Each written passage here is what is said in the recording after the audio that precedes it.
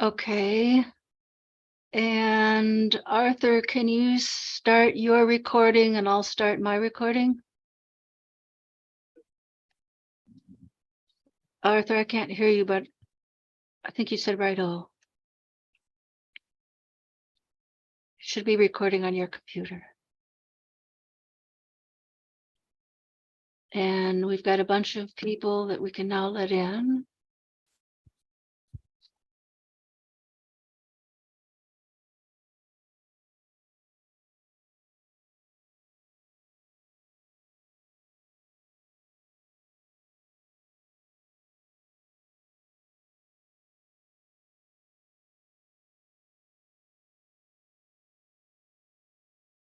Greetings, everybody.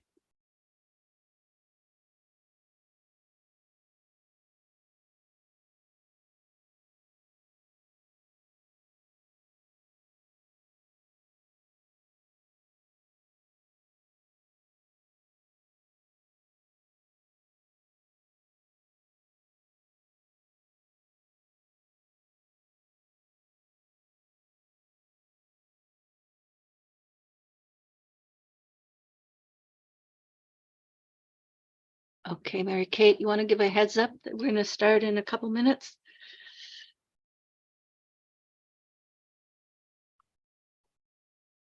Hello and welcome to those of you who have arrived. We'll be starting in just a few minutes.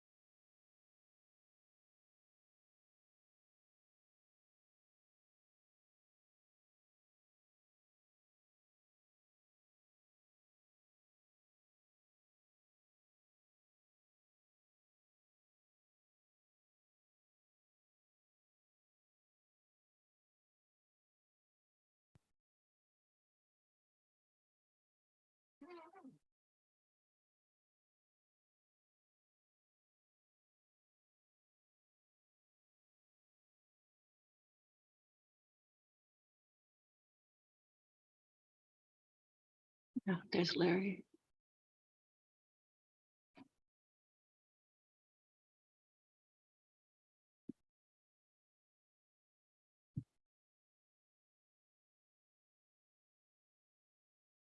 Go for one more minute.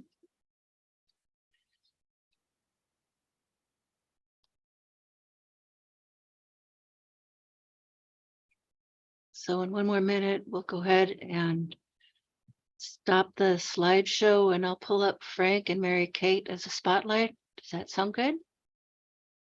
Sure.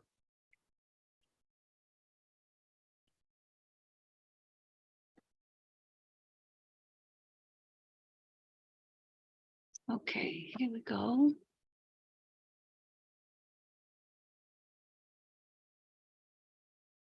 Stop sharing.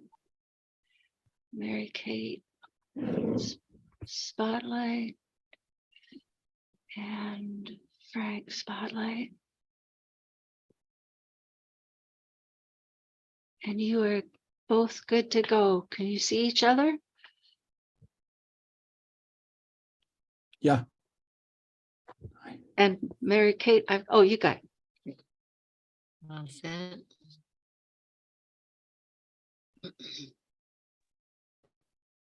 Good to go.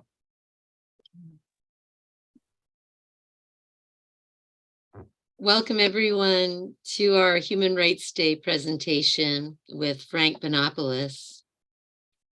My name is Mary Kate Small. I'm a member of Pax Christi, Maine.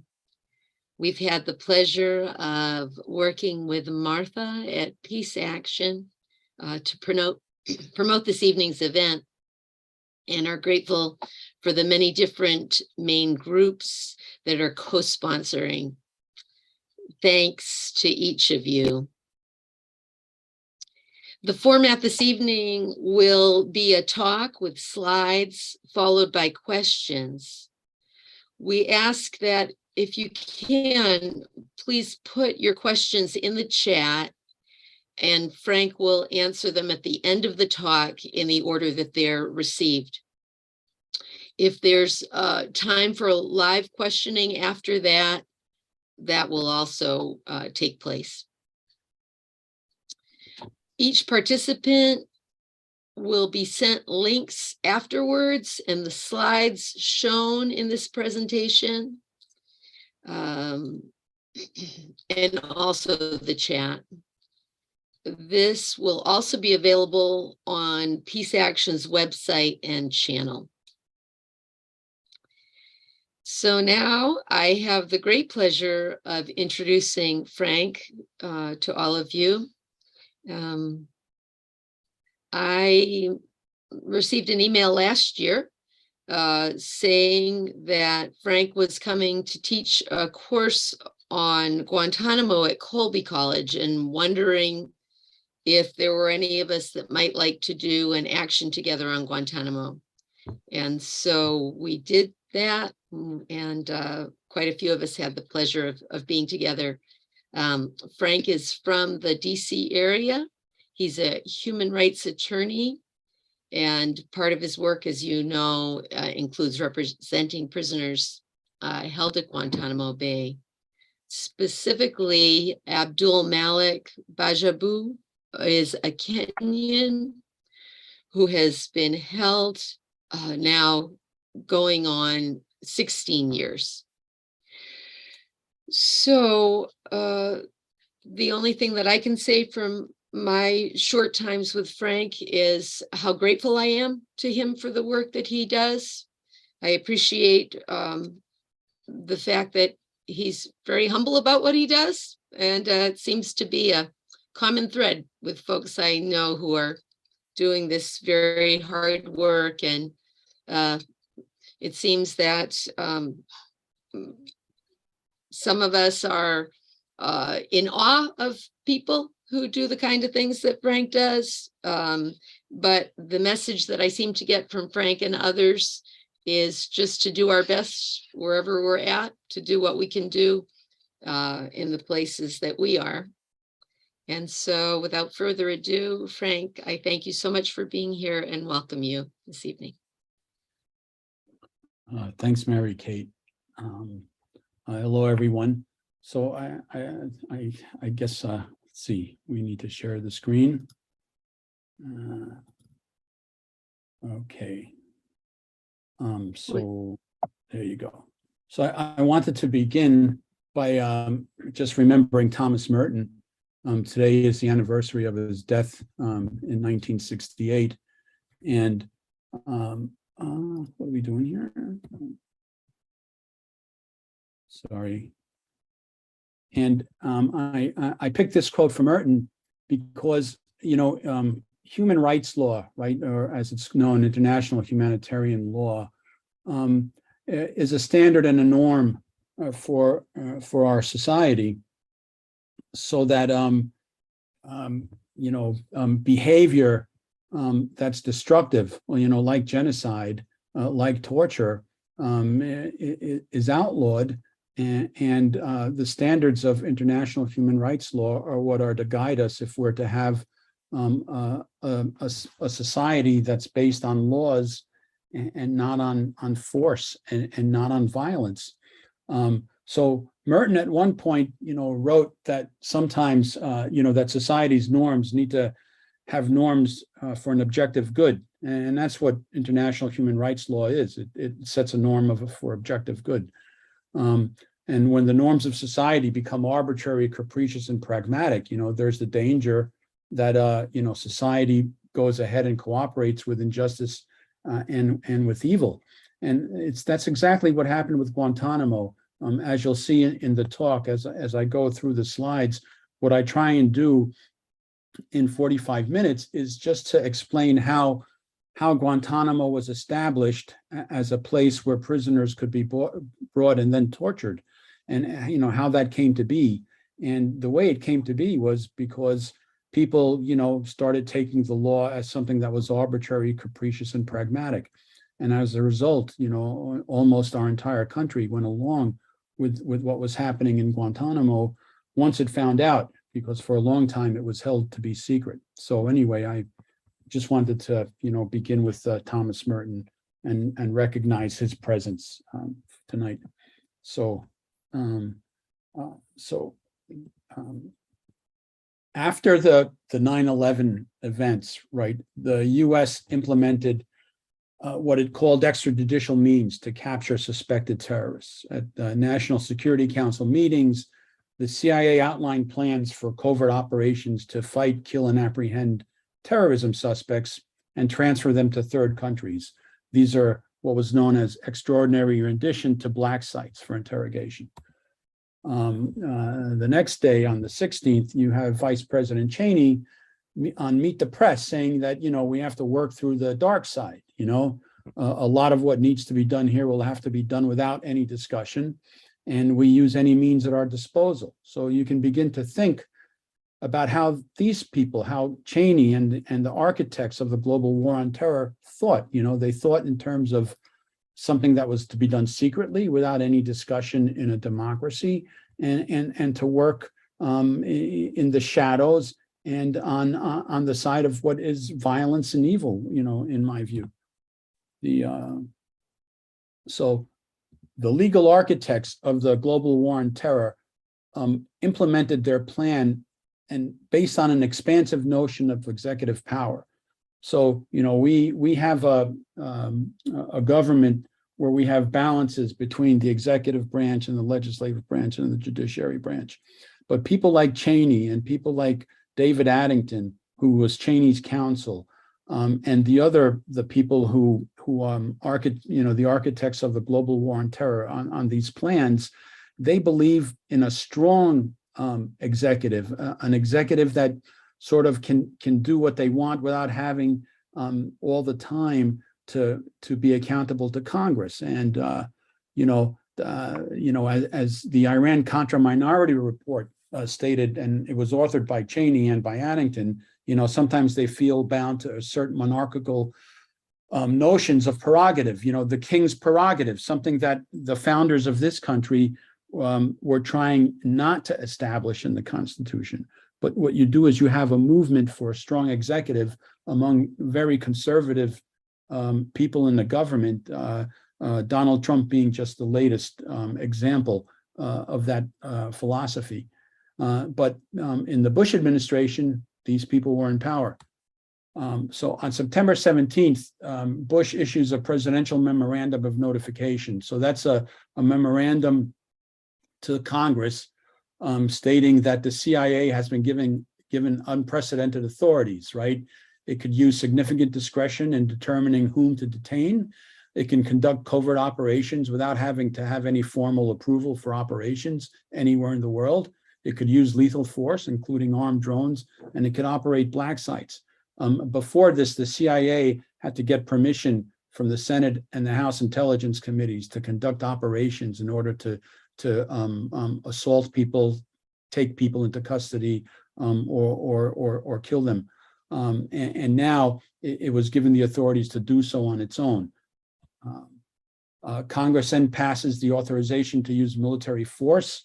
If you remember from the Vietnam War era, after the Vietnam War, the Congress passed a law requiring the president to give notice 60 days after military operations have begun, in order to keep the president limited and held on held accountable for committing our military. And so the authorization to use military force is what authorized the president to go ahead and begin the war on terror against the the people at the time. And this was in the authorization, those who he determined planned, authorized, committed, or aided the terrorist attacks that occurred on September 11th or harbored such organizations. So Congress's authorization was limited to those who were involved in the September 11th attacks. But the White House interpreted the president's military powers much more broadly and beyond the authorization to use a military force.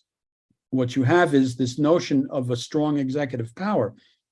And so in a memorandum to the White House counsel, from the Justice Department explained that the president can deploy military force preemptively against terrorist organizations, whether or not they're linked to the September 11th attacks. So the architects of the global war on terror are asserting the president's prerogative to go anywhere in the world and go after anybody they determine is a terrorist, and not limited to the authorization Congress gave them, which was limited to the September 11 attacks. So the president then issues military order number 1, which was the military order of November 13th, 2001, which basically, by this time, the US had invaded Afghanistan. Anybody who's placed in the custody of the US as a result of being captured will be placed under the control of the Secretary of Defense, right? And importantly, those individuals will not be able to seek any remedy or proceeding in a US court. In other words, these people would be captured, they would be imprisoned, they could be interrogated, and later we'll see tortured. And they don't have a right to habeas corpus or any other means of redress in a US court. So this was in the military order of November 13th, 2001. And once this military order was published in the Federal Register, which publishes all presidential documents, the ACLU and the Center for Constitutional Rights started to inquire, what is this all about? This can't be, it's not right, it's not constitutional. And that's when the litigation to find out what was going on with the military capturing prisoners, that's when the litigation started. And it took about 3.5 to 4 years before documents were made available to the Center for Constitutional Rights and to the ACLU, exposing, what the plan was and what these memos said. So the people who could be detained under the military order was broad. It was anybody who, engaged, aided, abetted, conspired to commit acts of international terrorism, or prepared or caused injury to the United States, or anyone who knowingly harbored any such individuals. And, knowingly harbored is a loose term. What does it mean? It means that, somebody came to your house and you put them up overnight and you didn't know they were a terrorist, and lo and behold, they turn out to be a suspected terrorist. Does that mean that then you can be detained? Well, that's what happened to some of the prisoners at Guantanamo. They opened up hospitality to people who turned out to be suspected terrorists, and they were rounded up. Guantanamo was selected as the place to hold prisoners because the US believed that courts could not exercise habeas jurisdiction there, right? So in this memorandum for the Department of Defense General Counsel, right, from the Office of Legal Counsel in the Department of Justice, they concluded that the great weight of legal authority indicates that a federal district court could not properly exercise jurisdiction over an alien detained at Guantanamo Bay, Cuba. So they selected Guantanamo because they thought that the courts couldn't reach it. They could do everything they wanted to there in secret. And as they proceeded, they didn't tell anybody what was going on there, or other than whatever propaganda, the Department of Defense wanted to tell the media about who was going to Guantanamo. So who was supposedly sent to Guantanamo? So according to Secretary of Defense Rumsfeld, it was the worst of the worst. In a news conference, the chairman of the Joint Chiefs said that the people who were being sent to Guantanamo were people who would gnaw through the hydraulic lines in the back of a C-7 to bring it down. The worst of the worst. So this is the testimony by one of the military police guards at Guantanamo. He thought because they were told that the people that he would be guarding were known terrorists, that many of them helped to plan the 9/11 attacks, and they would be coming face to face with the worst people in the world. And so, as he says, he and others were annoyed and mad, and they were out to get revenge. So you can imagine now the kind of culture that you have in Guantanamo, where you're bringing in prisoners from all around the world, people who are Muslim, right? People who are of color, like men, young men, and some boys, and they're presented, to these guards who think that they committed the 9/11 events and they were out to get revenge. You can imagine what kind of violence would ensue from that. This is the testimony of one of the Arabic translators, Eric Sarr, right? He was led to believe these were the worst of the worst, right? People who had extensive training from Al-Qaeda. They had planned the 9/11 attacks. Who really was sent to Guantanamo? So according to the Center for Constitutional Rights, right, it's 780 men and boys, all of them Muslim, were in prison since January 2002. 86% were sold to the US for a bounty, typically $5,000. That means that in Afghanistan and Pakistan, warlords would just round up people and sell them to the US. 22 or more were children when taken in detention. That means they were 17 or under. One was as young as 14 years old. 9 men have died while detained at Guantanamo. Now, 3 were murdered. The US says that they committed suicide. The prisoners and others say that they were murdered. So I've put here murdered. Somebody from the US might contest that and say that they were suicides. The US refused to disclose the prisoners' names and basis for their detention until April 2006. So the first people came to Guantanamo in January of 2002, and it wasn't until the efforts of lawyers and litigation that in April 2006, more than 4 years later, right, that you got the names of the people who were there. 35 men currently remain detained there. There are still 35 men there. 23 have not been charged with any crime or offense and are indefinitely detained. That means they've been put in there and not charged, and they were never told when they would be released or that they would be released. 20 of these 23 have been approved for release in the process, and they're waiting to actually be released. 12 have active cases before military commissions. So these 12 are the 9/11 planners and other high-level Al-Qaeda or affiliate organizations who have been charged with war crimes. These 12 have been actually charged with war crimes. The rest haven't been charged at all, but 20 of the rest have been approved for release, and they're still waiting to be released. Some have been waiting for more than 2.5 years. It costs more than $13.5 million per prisoner to operate Guantanamo at this point.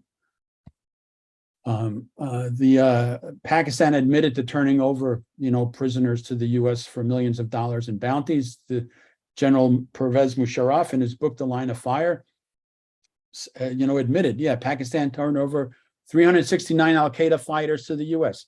They earned millions of dollars, millions of dollars.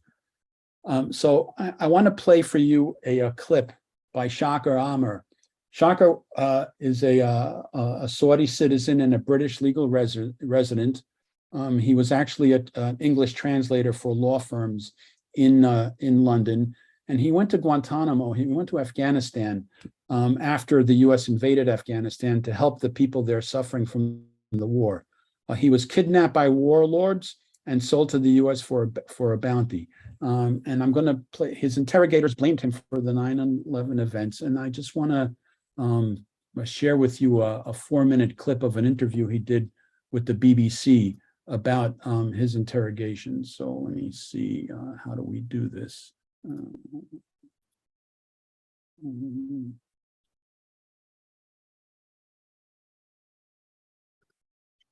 I think I have to I got stop it. you. I think Got it? Okay. got it. Yep. So let me just go to. It's frozen on the screen. Yeah, I need to cue it up to the point where I want it to be. Can you describe that for us? Again, I said, they really not looking for the truth. They're not looking for answers, Frank, that's not coming through. Can you cue it up again? Sure. Sorry.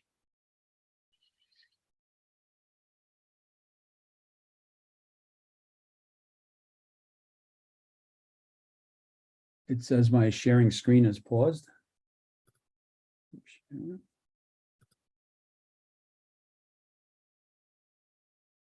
Hmm.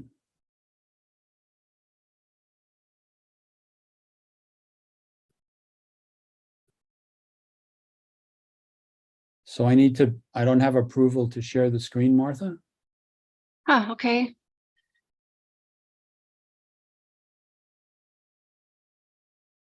Let me see if I can ask you.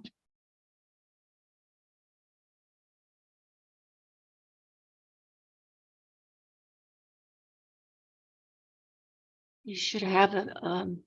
Yep. I do, and I need to pull it up.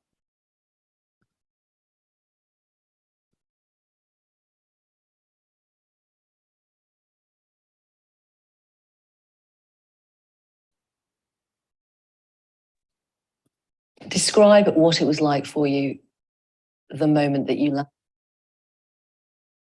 I could hear the audio. Yeah, let's just skip it and we'll continue. And we can Okay. do this at the end. Frank, I was going to suggest that we hear the audio because it's valuable.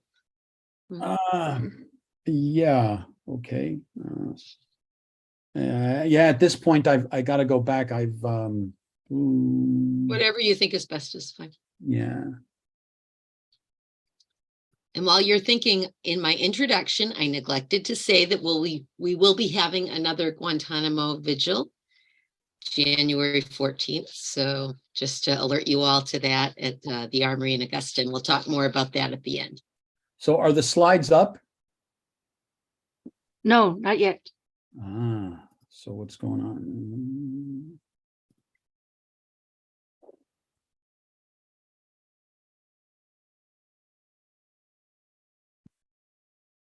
They're up now? The slides. Yep. Okay. Perfect. All right. So we'll maybe later. So who was really sent to Guantanamo?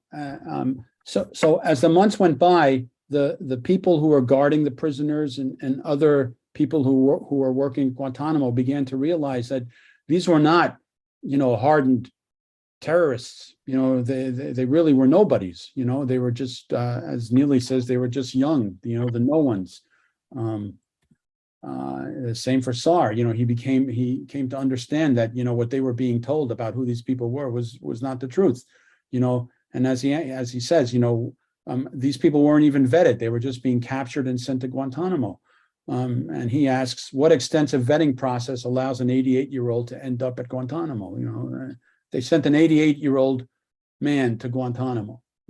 So sold for bounty. Even the Pentagon began to understand that they were filling up Guantanamo with people who, what Rumsfeld called low-level enemy combatants. In other words, they began to realize that what they were doing was they were sending like the privates in the Al-Qaeda army, or people who privates with the Taliban fighters to Guantanamo, and they weren't populating it with the people who planned 9/11 or even any other high-level suspected terrorists. 730. And with nobodies. Excuse me? Nope. So the Geneva Conventions presented an obstacle to the U.S.'s plan. So the U.S. was going to, send these captured prisoners, right, suspected terrorists, to Guantanamo. But the Geneva Conventions had certain requirements that the U.S. had to abide by, right? So, and these presented obstacles to the U.S. The first obstacle was the Geneva Convention on the Treatment of Prisoners of War, right? It's known as the Third Geneva Convention, and the Convention on the Treatment of Prisoners of War protects prisoners in international armed conflicts from being abused. At all times they have to be treated humanely and protected, particularly against acts of torture, violence, intimidation, medical experimentation. They must be free to exercise their religion. They have to receive fair trials and punishment if they're charged, and they have to be released when they're repatriated. And if a combatant doesn't meet the definition of a prisoner of war, or the conflict isn't considered an international armed conflict, then they not only lose the protections as a prisoner of war, but they're also subject to trial and punishment. They're still protected by customary international law that are contained in Common Article 3 of the Geneva Conventions. The four Geneva Conventions have two common articles, Common Article 2 and Common Article 3. So Common Article 3 applies in a non-international armed conflict. In other words, in a conflict that's not between two countries or two states. And it prohibits, among other things, cruel treatment and torture of persons who have been captured and take no active part in hostilities, including members of the armed forces who have laid down their arms or are otherwise out of combat. Without the protection of Common Article 3, prisoners are not that are not prisoners of war can be abused. So you have the first obstacle is the Convention on Prisoners of War. If the prisoners at Guantanamo are prisoners of war, they have to be treated according to various standards that are in the Geneva Convention. If they're not prisoners of war, they're still protected by Common Article 3, which also requires that they can't be abused or subject to cruel behavior and torture. The third obstacle is the War Crimes Act. The War Crimes Act is the codification of the requirements of the Geneva Convention into U.S. law. And it basically says that whoever, whether they're inside or outside the U.S., commits a war crime, where the person committed the war crime is either a victim or of the war crime is either a member of the U.S. Armed Forces or is a U.S. national, they're subject to prison or the death penalty. And a war crime includes violations of Common Articles 2 and Common Article 3. So if you have prisoners at Guantanamo and you violate their rights according to the Geneva Conventions, either Article 2 or Article 3, you can be charged with a war crime. The Office of Legal Counsel of the Justice Department issued a memo on January 9th, 2002. This is now 2 days before the first prisoners are sent to Guantanamo from Bagram Air Base and elsewhere, right? The author of the memo is John Yoo. You have asked whether the laws of armed conflict apply to the conditions of detention and the procedures for trial of members of Al-Qaeda and the Taliban militia, right? In other words, the president has asked for a memorandum to his lawyers, which are the Justice Department, Office of Legal Counsel, saying, look, do the laws of armed conflict, do the Geneva Conventions apply to these prisoners? And the memo argues that they don't apply, the conventions don't apply, because Al-Qaeda members are not covered by the conventions, because Al-Qaeda isn't the nation state, so it couldn't be a signatory to the convention, right? The conflict with Al-Qaeda is not a non-international armed conflict or an international armed conflict. And Al-Qaeda members are not POW, prisoners of war, but they're unlawful enemy combatants because they are neither regular armed forces nor do they qualify as irregular armed forces.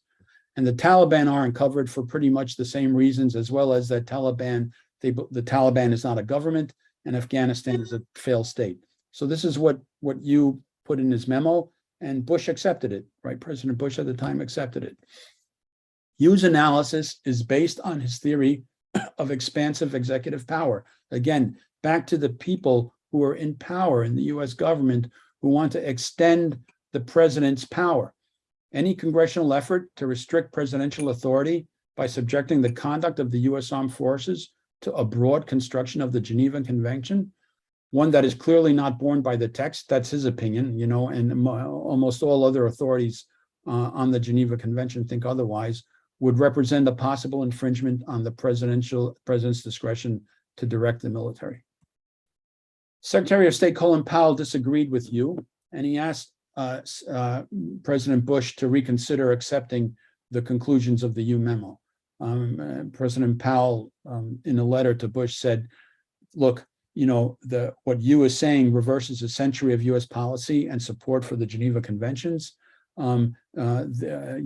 this decision will be subject to legal challenges, and foreign prosecutors potentially could prosecute U.S. officials and troops on the same reasoning. The presidential counsel at the time, Alberto Gonzales, advised President Bush not to reconsider his decision. And importantly, one of the reasons was that by accepting that the Geneva Conventions don't apply, and therefore that the War Crimes Act wouldn't apply, it would reduce the threat of a criminal prosecution under the War Crimes Act, right? As he said in his memo to Bush, a determination that the Geneva Convention is not applicable to the Taliban would mean that the War Crimes Act would not apply to actions taken with respect to the Taliban. In other words, actions taken with respect to their detention and interrogation.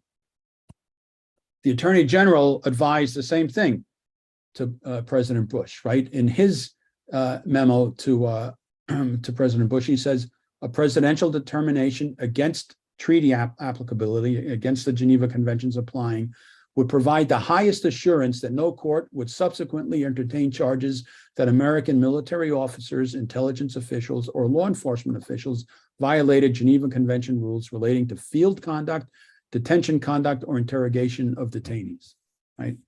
So you can see that the Office of Legal Counsel is advising the president, and the president is accepting on the basis of his counsel, right, that we're going to populate Guantanamo with these people, suspected terrorists. We're not going to, have any of the Geneva Conventions apply, and therefore, whatever actions we take against them, will not be subject to criminal prosecution under the War Crimes Act. Capturing and detaining the Al-Qaeda and Taliban members led the Office of the Secretary of Defense to inquire in December 2001 about using the military SEER program's counter-interrogation techniques. So in other words, they wanted to question all of these people, interrogate all these people that they've captured, right? And they wanted to use the SEER program's techniques. The SEER program, which is a survival, evasion, resistance, and escape course, it subjects U.S. military and civilian special operators to coercive interrogations as part of a survival course. The interrogations are based on techniques used on prisoners that contravene the Geneva Conventions, particularly techniques used against U.S. prisoners in past wars. The SEER interrogation techniques they include waterboarding, stress positions, nakedness, hoods over the head, sleep disruption, exposure to loud music and flashing lights, exposure to extreme temperatures, and face and body slapping. So the Department of Defense and the CIA were concerned that interrogating prisoners using these techniques would lead to prosecution under yet another convention, the UN Convention Against Torture, and corresponding US law criminalizing torture. So this was the fourth obstacle, right, to their plan. They being the architects of the global war on terror, Cheney and Addington and you and the other people in the Office of Legal Counsel and the President and the White House, who were putting together this plan about how they were going to capture and interrogate all of these prisoners and extend the president's authority to conduct this global war on terror.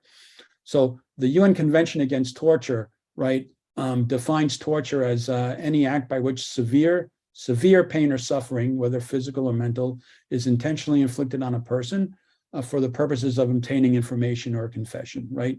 And it's inflicted with the consent or acquiescence of a public official, right? The U.S. signed the Convention Against Torture, and it ratified it into law, just like it did with the Geneva Conventions, right? Under U.S. law, right, torture is defined as means an act committed by a person acting under color of law, specifically intended to inflict severe physical or mental pain or suffering on another person. Right.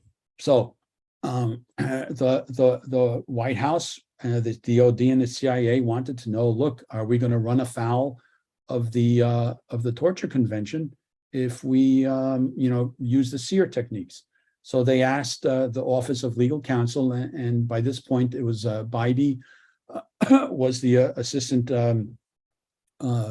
attorney general, And his memo, right, narrowly interprets what torture means, right? You have asked our office's view regarding the standards of conduct under the Convention Against Torture. So Bybee's memo narrowly interprets torture, right? What he said, what the memo says is that acts of torture must be of an extreme nature to rise to the level of torture. On the level of organ failure, impairment of bodily function, even death, significant psychological harm of significant duration. In other words, it's gone from severe, right, severe suffering and pain, which is what's in the definition of the convention and the U.S. law, to extreme, on the level of organ failure, of death, and so by narrowly interpreting torture, it gave a way for the people conducting these interrogations using the SEER techniques to say that they weren't committing torture, right? The Bybee memo, right, also hedges its narrow interpretation of torture. Aside from saying that the president has authority as commander-in-chief to do whatever they want in terms of conducting military operations, he says even if the interrogation methods violated the law, the U.S. law, they are justified by the defenses of necessity and self-defense to elicit information to prevent a direct and imminent threat to the U.S. and its citizens.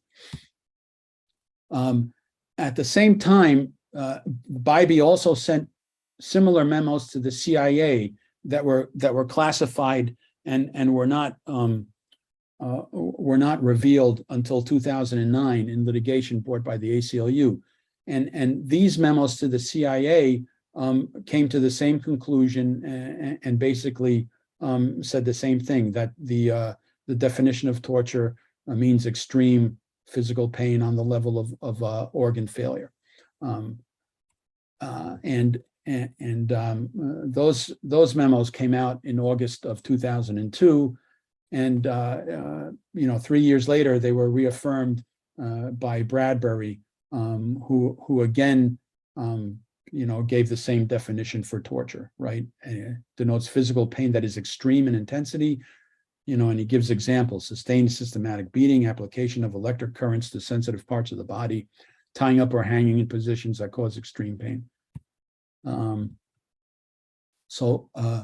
Bybee and Bradbury memos to the CIA compare the experience of trainees undergoing the SEER interrogation methods against the definition of torture, right, in the U.S. law.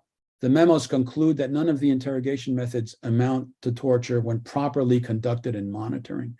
These memos, when you read them, assess the interrogation techniques in a sanitized and ideal manner. For example, right, when it comes to walling, right, walling was a technique where you could push the prisoner back and forth against a false wall, right? And their conclusion is, we understand that this technique is not designed to and does not cause severe pain, even when used repeatedly, as you have described, right? So Shocker in the interview that I was going to show before talks about how, when he was walled, right, he was hit against a concrete wall, not a fake plywood wall, and they just grabbed his head and kept smacking him back and forth against the wall. Stress positions, right? Stress positions were explained as, they would be at a certain degree, you would be so many feet away from a wall. And, the conclusion was, as with wall standing, we understand that these positions are used only to induce temporary muscle fatigue. Well, that wasn't the reality. The reality, this is the testimony of Razak Ali, was that, they would bring them in a room and shackle them in painful positions. They would leave them like that for many hours, and then they'd come in and interrogate them. The reality was just not the way it was presented in these memos, but the memos gave the CIA and the interrogators an out from being prosecuted criminally, because they could always say, look, we relied on these memos from the Office of Legal Counsel. This is a painting from one of the prisoners. It shows how they were short shackled. Short shackled was a position that prisoners at Guantanamo were left in, sometimes, more than a day, to be squatting like that and shackled to the floor there. So it doesn't even, it's not even the kind of position that's explained in the memorandum where they talk about, what a stress position is. So another form of torture was the hunger strikers and force feeding them. There were three in 2005, 2008, and 2011-12. The prisoners went on hunger strike in Guantanamo for, because of their conditions. And so what would happen is that they would be taken, put in a specially made chair for them by the same company, I believe, or by a company that modeled this chair on the electric chair. And they're tied to this chair and they're forcibly fed IVs, through the nose or sometimes through other orifices of their body. And they would be left like this for hours and days. This is the testimony of Mr. Hassan Makbel. By the way, all of these slides have references to the sources where I get all this information from, and those will be made available to you so that you could always go check the sources and further look into what happened there. So the legal framework implemented by the executive allowed for the torture of prisoners at Guantanamo because the captured prisoners there were not subjected to the protections of the Geneva Conventions or the UN Convention Against Torture. They were not allowed access to US courts, and they could be tortured by US persons with impunity. As the commanding general at Guantanamo, who later went to Abu Ghraib, said, the prisoners are like dogs, and if you allow them to believe at any point that they are more than a dog, then you've lost control of them. Basically, the US treated these people like animals, right? And worse. So post-release from Guantanamo, people have been released from Guantanamo. About a third have been sent to third countries. And in these countries, they're subject to harassment. They're threatened with expulsion from housing and deportation. They're constantly monitored, restricted from travel. There's no respect from their culture. You can imagine a Muslim from Algeria or Morocco or elsewhere going to one of a country in Eastern Europe, Serbia or Kazakhstan, where there's no respect at all for the Muslim culture. And they, importantly, they get inadequate medical care. Or for some, it's more prisons. 18 Yemenis were released in 2012, and they spent 5 more years imprisoned in the United Arab Emirates after they were released from Guantanamo, or they were released in 2016, and they spent 5 years further imprisoned in the UAE. The other thing to know about Guantanamo is that it's not just at Guantanamo, it's around the world. There are Guantanamos all over the world, places that we don't know to, run by other empire countries, like Russia and China and Saudi Arabia and others. And what Darrell Lee is a legal anthropologist, and he explains that, the way to look at this is a global carceral circulation system where people are abducted or kidnapped in one country, sent, like you can take Mohamedou Slahi, who was the Mauritanian. So he turned himself in Mauritania, and then he was sent to Jordan for 8 months, where he was, beaten. And then from Jordan, he went to Bagram. And then from Bagram, he's sent to Guantanamo. And then when he's released from Guantanamo, he's back to Mauritania. So prisoners there's this circulation of prisoners that the US and other empires have, where they capture people and they send them from one country in one jail to another country in another jail. And this is the way empires use their client states to do their bidding. Wrapping it up, I just wanted to put some figures here. So the estimate of the US post 9/11 war spending is about $8 trillion. That means that since 9/11, the US spent $8 trillion on the global war on terror, right? And this information is from the Watson Institute at Brown University that has done the studies. And this is money that obviously could have gone to help our communities, could have gone for healthcare, could have gone for any number of things that would have made the world a better place. And instead, it went to promoting, more wars and the destruction that we saw and the violence that we saw. And in terms of the human cost, the Watson Institute puts the cost of the 9/11 wars at around $1,897,000 to $929 million. In my view, the figure is probably higher. And then lastly, the mentality of Guantanamo has seeped into the U.S. prison system as well. We all know about the militarization of our police, right, from all of the weapons from war. Well, it's the same with departments of corrections. Now what we have in federal prisons are special administrative measures, and these are imposed on top of solitary confinement. And what they do is they deprive the prisoner of human contact and communication, and subject them to sensory deprivation. They include separate sensory deprivation and social isolation.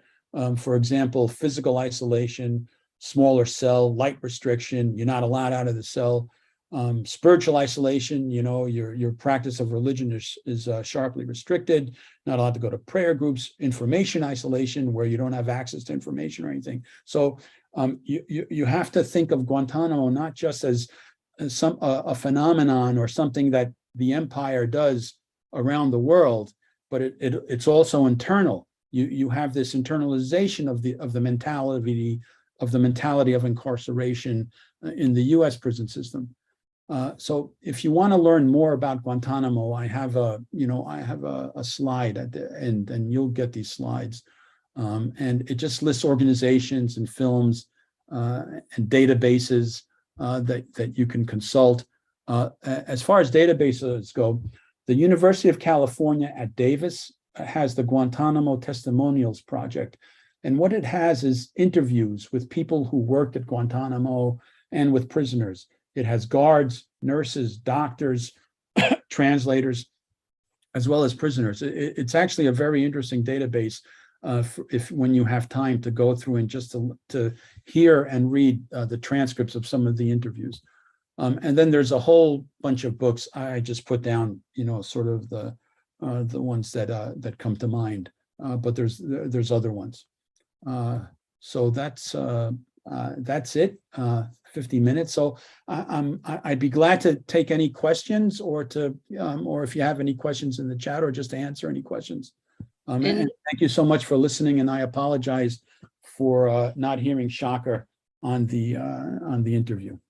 Frank, thank you so much. And Martha has asked if, before we start the questions, if folks are willing to do a joint wave to a photo of everyone waving at the camera.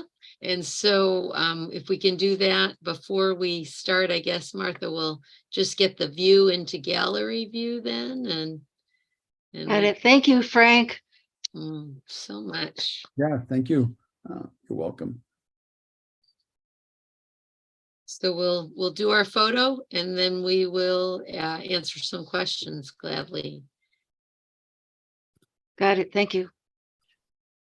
Okay. Let's see. So in the chat, there was a question about the redacted book of Mohamedou Al-Slahi, and whether or not because of, if there's an updated version that is less redacted, or there is, and it's now titled The Mauritanian. Okay, and in it, I don't know if you can see, but whatever was redacted in Guantanamo Diary has now been unredacted, but it shows you where the redactions were, so that you can see what the former blanking out was. So yes, and this is the Mauritanian, and it's by Back Bay Books, 2017. So yes. And Frank, how is it that it's redacted now? What happened that allowed for those changes? That I don't know. I'd have to read to see again. Mhm. I'm not sure. Uh, yeah. I don't know. I'd have to read look, maybe they did it for the movie. I don't know. Because the book came out with the movie, so.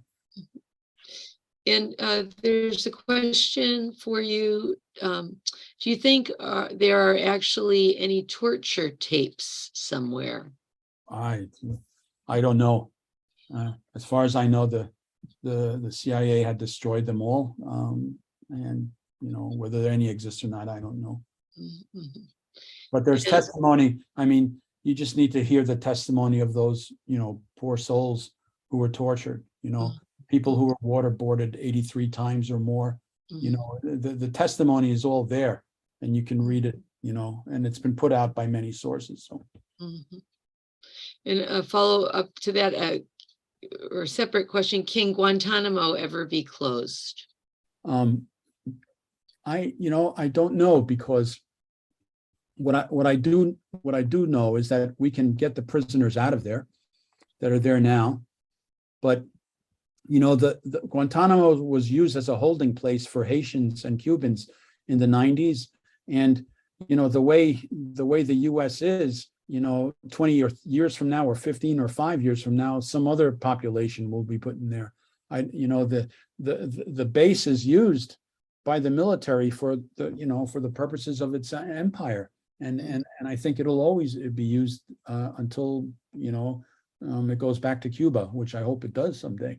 But yeah, but I mean, the families of the victims of 9/11, or at least many of them, as well as a good number of senators and representatives do want to depopulate the prison there now from the 23 who have not been charged. They want to release them. The process is too slow in my view, and it's too late. And the remaining people who are going to be supposedly tried for war crimes, I think the Senate with the 9/11 families are considering a plea bargain to avoid having to have a trial. And the plea bargain would be something along the lines of they'll take the death penalty off the table, and they'll just plead guilty and reveal any further information they have about what they know about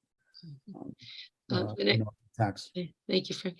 The next question is, can you talk about the Mitchell-Jensen psychologists? Yeah, so Mitchell and Jensen were two psychologists who had worked with the SEER program, and they were asked by the military to come and actually refine the SEER techniques that would be used to interrogate the prisoners at the black sites and at Guantanamo. So they were paid about $82 million for their consulting the DOD and the CIA about how to refine the SEER techniques. Yeah.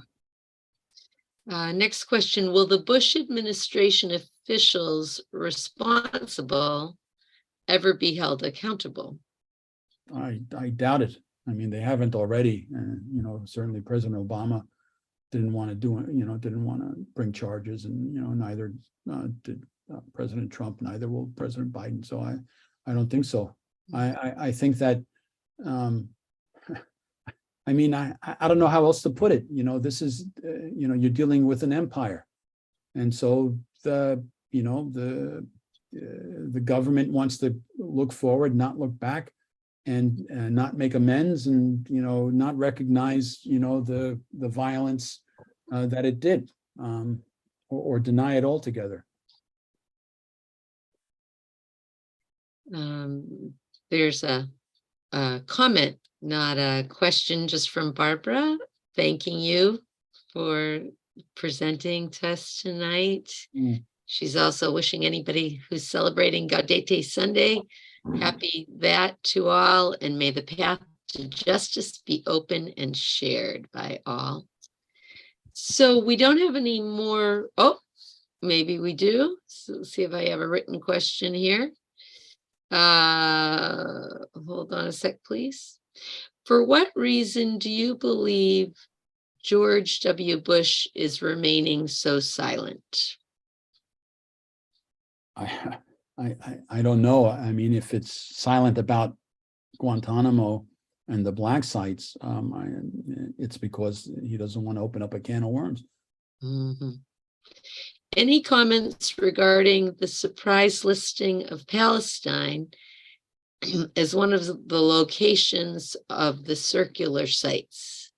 Seems a contradiction, says Denny, to the backing of Israel with 35 billion plus annually. Yeah, I mean, I think that, the Israeli, Israel will capture Palestinians. It'll put them in what are black sites or part of this carceral system, and people get lost. It's, I mean, you can read any number of places, Egypt, Libya, Syria, Israel. Yeah, so it's terrible. Look, we live in a world where violence, is accepted, and state violence is accepted because of the way the elite who run governments operate. Yeah. So I think maybe Denny was surprised that it was listed publicly that they were one of these circular sites, but there it is. And someone had mentioned in the chat earlier, I believe, that Israel uses the SERE, the SERE techniques that you described. yeah, I mean, some of these places are published, are made public. The one in Bosnia is as well, but you'll never know what really goes on there unless someone comes out and tells, and explains, tells. That's the key thing. Another question, Frank, is what is your personal experience with visiting Guantanamo and working with Abdul Malik there? I've been there 3 times, and the personal experience is that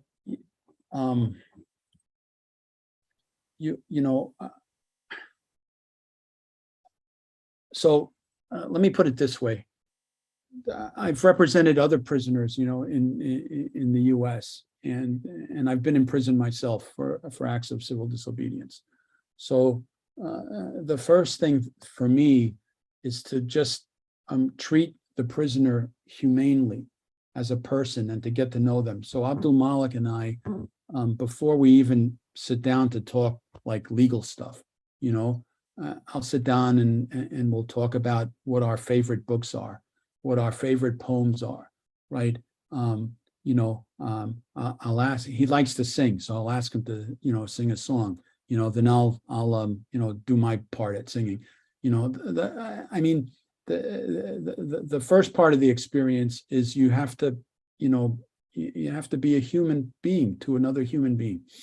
And then after that, we'll talk about legal stuff, but it's under a very harsh condition. I mean, legal visits are controlled, they're watched or surveyed. So, you have to be careful what you say and what you don't say. I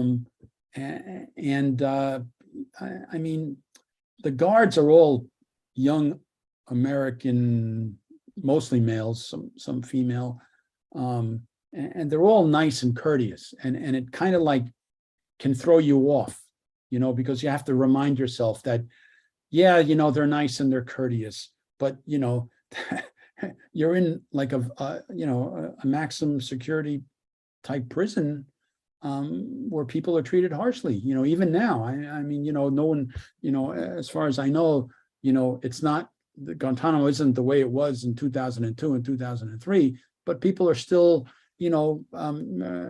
kept under restrictive conditions, I mean, to me, it's torture not to have seen your family for 15, 16 years, or to be told that you can be released and yet you're still waiting after a year or 2 years. So, so the personal experience is that I have to always keep in mind that I'm with another human being and I have to act like a human being, right? And not be fooled by the conditions, or by the courteousness of the military guards, or the pleasantness of the geography of Guantanamo. I mean, we took a very beautiful part of Cuba away from Cuba, and it's sad, and so, yeah. Thank you. Let's see.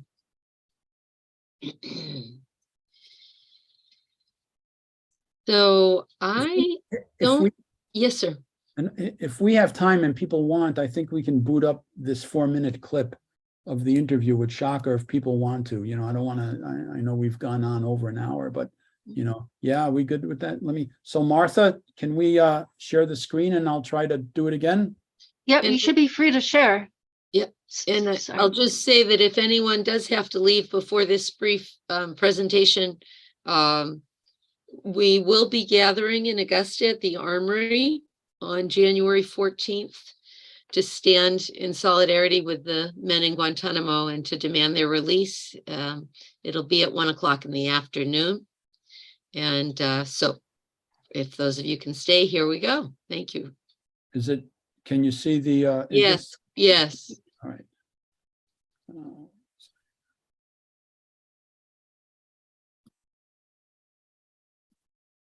In terms of the kind of interrogation you received at Guantanamo Bay, can you describe that for us? Again, I said, they really not looking for the truth. They're not looking for answers, They're just looking to blame you on something, regardless if you are telling the truth.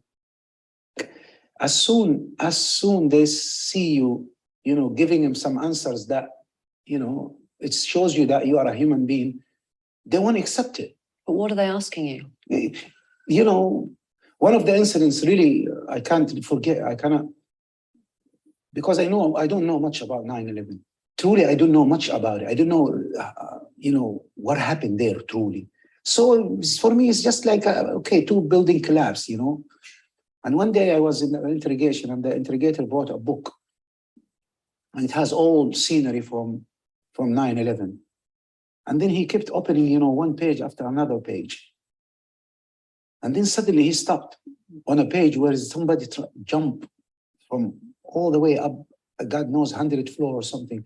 And he's jumping, running away from the fire. So I looked at it, in my mind, the guy is going to get killed by fire. But he knows when he jumps, he's going to get killed anyway. So I start crying. And he looked at me, he couldn't believe it. He's crying. So he grabbed that huge book and he just picked it up and smacked it on the table. And he looked at me, you crying? You did this? I said, I didn't do nothing. Why do you think I did that?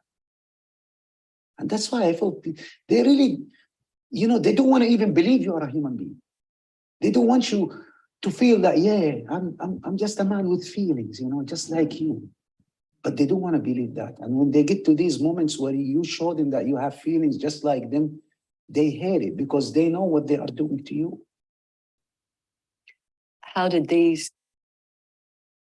So I recommend that you can find this on YouTube, this interview. It's a BBC interview with Shaka Amar, and it goes on for about an hour and 30 minutes, I believe, but it's worth watching. He goes through a lot of, Shaka was at Guantanamo from 2002 until about 2014. And so because he spoke English, he was an intermediary between the demands of the prisoners and the administration, and the administration thought he was a leader and they subjected him to very harsh brutality. But anyway, it's a good interview to learn about Guantanamo. as are others too. I mean, there's a lot available on the internet. But anyway, I don't want to leave everybody on a bummer, so what I'll say is that, I mean, look, Guantanamo is just one part of the, of the violence that's all around us in many ways. And so, like Mary Kate said at the beginning, whatever we can do to make the world a better place, we can do and try to do, and community helps. We all help support each other. So, and that's a good thing. So whether it's demonstrating or helping out or writing to your representative, whichever way you want to help, it's a good thing. And whether it's Guantanamo or any other of the injustices that we have, they're all related, really. So, yeah. So thank you, and everybody have a good holiday. Frank, we thank you so much. There are just a few thank yous in the chat, and we'll just give you the old Zoom thanks from Thanks. everyone. And Thank we you. so appreciate, someone said it was a perfectly appropriate way to spend Human Rights Day. And Okay. thanks again to the co-sponsors, and we hope to see you, perhaps some of you, in Augusta in January.